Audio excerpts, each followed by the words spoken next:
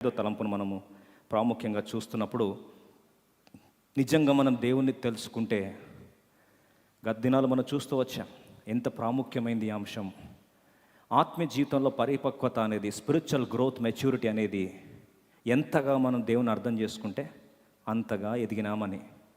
పిల్లలు బాల్యంలో యోహాను భక్తుడు అంటాడు, పిల్లలు వారు కేవలం రక్షణ గురించి, వారి పాపములు క్షమింపబడినవి, అంతకే ఆగిపోయారు. రెండవదిగా యవనులు పోరాడుతూ ఉన్నారు, దేవుని తెలుసుకుంటూ ఉన్నారు. తండ్రులు వాళ్ళు ఏం చేశారు? ఆల్రెడీ దేవుని ఆది నుండి ఉన్న వారిని ఎరిగినవారు, దే న్యూ గాడ్. దానియేలు భక్తుడు జ్ఞాపకం చేస్తూ అంటాడు, తమ దేవుని ఎరుగువారు బలము కలిగి గొప్ప కార్యాలు చేస్తారు. దేవుని తెలుసుకుంటే you will become very powerful, చాలా శక్తివంతుడు అయిపోతావు. శక్తివంతుడు అవ్వడమే కాదు, నువ్వు శూర కార్యాలు చేస్తావు, నీ ద్వారా దేవుడు గొప్ప కార్యాలు చేసుకుంటాడు. మూడవదిగా, నిజంగా మన దేవుని కానీ మనం తెలుసుకుంటే, దేవుని గురించి తెలుసుకున్న జ్ఞానము, నా దేవుడు ఎవరో నాకు తెలుసండి, I know whom I believe, నేను ఎవరిని విశ్వసించి ఎరుగుదును అని చెప్పే స్థాయికి కానీ నువ్వు వస్తే, it will become the only pride, the only reason of pride in your life. నీ జీవితంలో కేవలం అదే నీకు గర్వకారణంగా మిగులుతుంది. ఈరోజు మన గర్వకారణం ఏంటండి? అందం, చదువు, ఆస్తి, క్వాలిఫికేషన్స్, మంచి బ్యాక్గ్రౌండ్, ఇవే కదా మన గర్వకారణం చెప్పుకుంటాం. ఇర్మియా భక్తుడు అంటాడు, రండి చూద్దాం.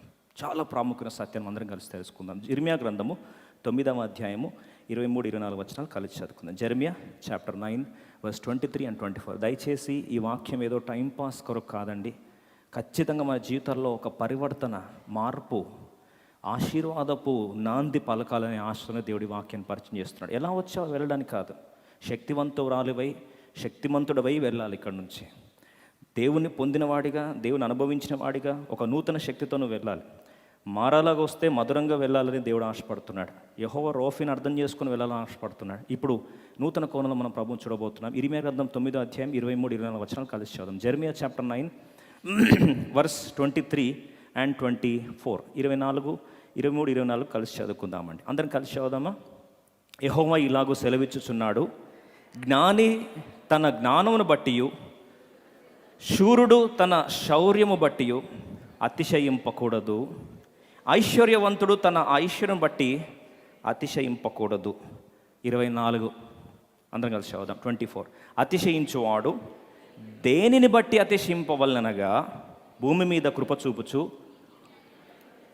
జరిగించుచున్న యెహోవా నేనే అని గ్రహించి నన్ను పరిశీలనగా తెలుసుకొనుటను బట్టియే అతిశయింపవలను, అట్టి వాటిలో నేను ఆనందించువాడనని యెహోవా సెలవిచ్చుచున్నాడు. ప్రభుకు స్తోత్రం కలుగుగాక.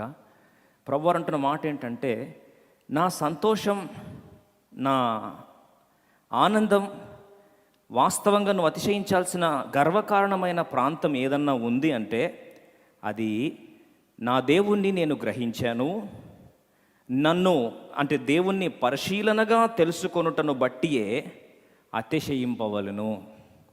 ఈరోజు మనం గర్వించే ఒకే ఒక ప్రాంతం ఏంటి తెలుసా అండి? నా దేవుణ్ణి నేను తెలుసుకున్నానండి. వాస్తవం చెప్పమంటారా? అద్వితీయ సత్యదేవుణ్ణి ఎరుగుటయే నిత్య జీవం. తాత్కాలిక ప్రపంచం నుంచి అనంతకాల ప్రపంచంలోకి నిన్ను మార్చేదే ఆ ఒక్క గ్రహింపు. Knowing God transforms your journey from temporal అంటూ ఇటర్నల్. అంతటితో ఆగిపోదండి. మనం గర్వించే ప్రాంతం ఏదైనా ఉంది అంటే, నా దేవుని నేను పరిశీలనగా ఏం చేశాను? తెలుసుకున్నాను. I have known him in a deeper way. నా దేవుని లోతుగా నేను తెలుసుకున్నానండి. ఈరోజు ప్రియ సోదర కష్టాల బాటలో వెళ్తున్నావా? ఎర్ర సముద్రాల్లో చితికిపోయినావా? మారాలాంటి అనుభూతుల్లోకి వచ్చేసావా? ఈరోజు ప్రభు జ్ఞాపకం చేస్తున్న సత్యం ఏంటంటే, పరిశీలనగా నేనేంటో నువ్వు తెలుసుకో, అంతే. చిటికలో సమస్య ఏమవుతుందండి? మారిపోతాయి, రూపురేఖలు మారిపోతాయి. చిట్టీలు ప్రార్థన మనం రాయాల్సిన అవసరం లేదండి. ఈరోజు మనం చేయాల్సిన ప్రార్థన ఏం తెలుసా? సమస్య తీసే ప్రభువా కాదు, మారను మధురంగా మార్చు ప్రభువా కాదు. మన ప్రార్థన ఏం తెలుసా? నువ్వెవరో పరిశీలనగా నేను తెలుసుకోవాలి ప్రభువా అని నాకు చాలు. ఆ ప్రార్థన చెయ్యి. పౌలు చేసిన ప్రార్థన లాస్ట్కి ఏమన్నాడు తెలుసా అండి? ఆయన పునరుద్ధానపు శక్తి ఎట్టిదో ఎరుగు నిమిత్తము సమస్తం నేను పెంటతో స్పిరిచువల్ మెచ్యూరిటీ వస్తూ ఉంటే ఒకటే అంటాం, ప్రభా కష్టాలు తీసే, ఇవి తీసే, అవన్నీ తీసే కాదు, ప్రభా నువ్వు ఎవరో నేను తెలుసుకోవాలి. ఇది అనుమతించింది దాని కొరకు కదా, ఆ ఉద్దేశం నెరవేరితే చాలు ప్రభా, నా జీవితం ధన్యం అయిపోయినట్లే. లేకపోతే ఎన్ని అద్భుతాలు చేసినాను దేవుని తెలుసుకో. చాలామంది అంటారు అద్భుతాలు, కొంతమంది ప్రేయర్ రిక్వెస్ట్ రాస్తారు, బ్రదర్ ఇది ఒక్కొక్కరు ప్రార్థన చేయండి, మా మా తోటి తమ్ముడు రక్షణ పొందితే ఒక అద్భుతం, ఈ స్వస్థత పొంది అద్భుతం జరిగితే వాళ్ళ ఫ్యామిలీ మొత్తం రక్షించబడుతుందని. ఒకళ్ళు అద్భుతాలకే రక్షణ పొందుంటే, అద్భుతాలకే దేవుని తెలుసుకొని ఉంటే, ఎర్ర సముద్రం దాటిన వాళ్ళు ఆటోమేటిక్గా ఏం చేసి ఉండాలి? దేవుని తెలుసుకొని ఉండాలి. తెలుసుకున్నారా? అప్పటికప్పటికే మళ్ళీ మారా వచ్చేసరికి సేమ్ సనుగుడు స్టోరీ. విశ్వాసం ఎట్లా వస్తుంది తెలుసా అండి? అద్భుతాలు జరిగితే విశ్వాసం రాదు. అద్భుతాలు జరిగితే విశ్వాసం రాదండి, అది టెంపరీ. అందుకని బైబిల్లో రాస్తుంది యోహాను సువార్తలో, ఆయన చేసిన అద్భుతంలో వారు చూసిరి, ఆయనందు విశ్వాసము ఉంచరైరి.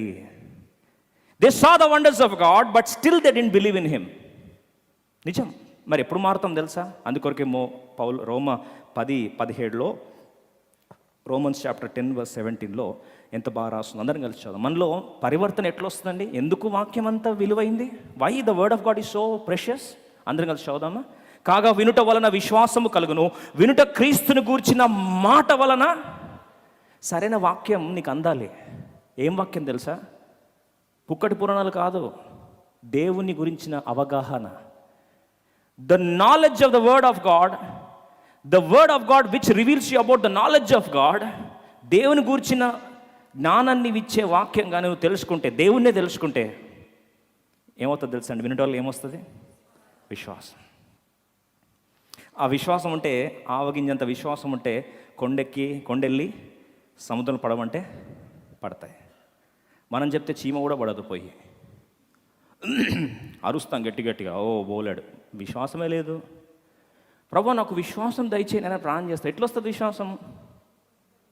వింట వల్ల వస్తుంది. వాక్యం అంటే లేట్ అవుతుంది బ్రదర్, త్వరగా షార్ట్ అండ్ స్వీట్ కొట్టే తెచ్చే అయిపోతుంది. మారా యెహోరాఫా సర్వశక్తిమంతుడు, గెట్ అవుట్. ఎందుకు అంత ఎక్స్ప్లెనేషను? కానీ ప్రభు స్తోత్రం 11 o'clock సర్వీస్ అలా కాదులేండి.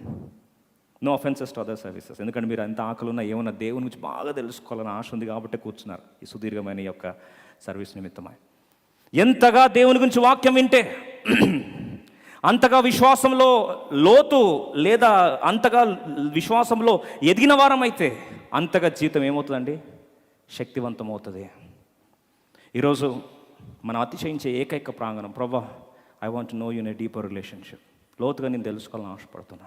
ఈరోజు ప్రభు గురించి ఉన్నవాడను అనువాడను ఊరకొండి తెలుసుకోండి, నేనే దేవుడు. Know that I am God, be still and know that I am God.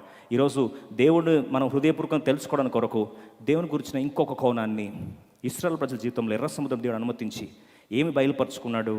ఎర్ర సముద్రం తీసుకొచ్చాడు దేవుడు. రండి చూసుకుందాం. నిర్గమకాండం, బుక్ ఆఫ్ ఎక్సడస్, నిర్గమకాండము 15వ అధ్యాయానికి వస్తే, ఎర్ర సముద్రం చీలిన తర్వాత దేవుడు 6 నీళ్ళలో వారిని తీసుకెళ్ళాడు, ఎర్ర సముద్రాన్ని పాయలు చేశాడు.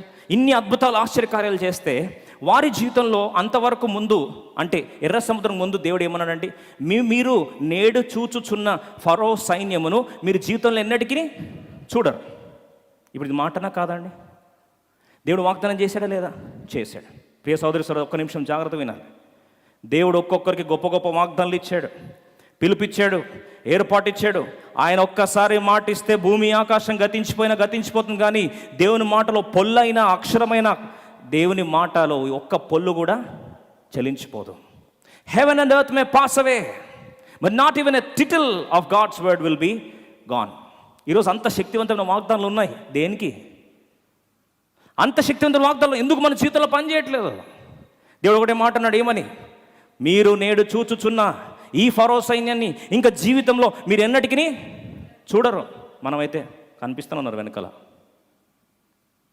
ముందు ఎర్ర సముద్రం ఉంది, ఏం మారిందని బోలెడు చెప్తారండి వాగ్దానాలు. ఇంకేం లేదు, బైబిల్లో వెనకాల ముందు అన్నీ ఉన్నాయి కట్ట. అయినా మాకు జీవితంలో ఏమీ మారలే. దేవుడు దానికి జ్ఞాపకం చేస్తున్న మాట చూడండి, వాగ్దానము విశ్వాసం ద్వారా ఏమవుతుంది? నెరవేరుతుంది. ఆ విశ్వాసం రావడానికి కొరకు ఈరోజు ఇంకొక సత్యాన్ని దేవుడు తను బయలుపరుచుకున్నాడు. ఎర్ర సముద్రంలో పాయలుగా చీలిన పిమ్మట వారు దేవుని ఆరాధిస్తున్నారు. ఏం ఆరాధిస్తున్నారు? నిర్గమకాండం 15వ అధ్యాయం, ఎక్సోడస్ చాప్టర్ 15 verse 6 and 12, 6-12 చదువుకున్నాం త్వరగా. ఇప్పుడు దేవుణ్ణి నూతన కోణంలో అర్థం చేసుకున్నారు. This is what we need to know today. ఈరోజు ఈ సత్యం మనం తెలుసుకోవాలి. నిర్గమకాండము 15వ అధ్యాయము 6 అలాగే 12వ వచనం, Exodus chapter 15 verse 6 and 12. Let's read all together please quickly. యెహోవా నీ దక్షిణ హస్తము బలముంది అతిశయించును. యెహోవా నీ దక్షిణ హస్తము శత్రువుని చితకగొట్టును. ఇప్పుడు విక్టరీకి కారణం చెప్తున్నారు. ఏం హస్తం అట? దక్షిణ హస్తం, పవర్. ఎప్పుడన్నా ఇట్లా పెడితే అర్థం ఏంటండి? ఇట్లా అంటే అర్థం ఏంటండి? కొంతమంది పొలిటికల్ ర్యాలీస్లో అందరినీ చేతులెత్తి ఇలా కొట్టిస్తారు. తగ్గేదే లేదు, ఇంకా ఔరేక్ దక్క పక్క. ఇంకా ఏం పెడతారు? ఫస్ట్ ఏం పెడతారండి? పిడికిలి బిగించి ఇలా కండ పెడితే అర్థం ఏంటి?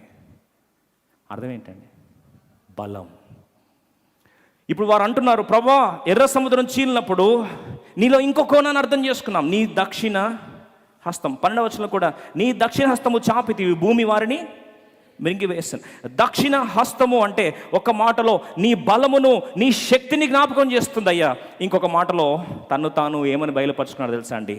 సర్వ శక్తి మంతుడు, ఆమ్నిపొటెంట్ గాడ్. ప్రియ సోదరి సోదరా, ఎంత శక్తివంతం! I'm really excited to hear this facet of God.